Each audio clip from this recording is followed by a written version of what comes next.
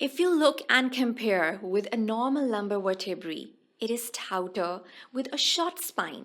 So please remember this atypical picture of the fifth lumbar vertebrae. Now I'll make things easier for you to remember. Just be with me to get a quick review of the salient features. The transverse processes are thick, short, and pyramidal in shape. Their base is attached to the whole thickness of the pedicle. The vertebral foramen, as you can see over here, is the same as in the case of a typical lumbar vertebrae, which is basically triangular in shape. The body is the largest of all the lumbar vertebrae. This difference in the size of the body of the lumbar vertebrae is responsible for this large lumbosacral angle, as you can appreciate here.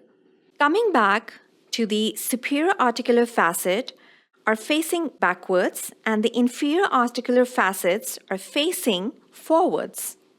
So now you have an idea of how to compare and identify a typical lumbar vertebrae with an atypical lumbar variety.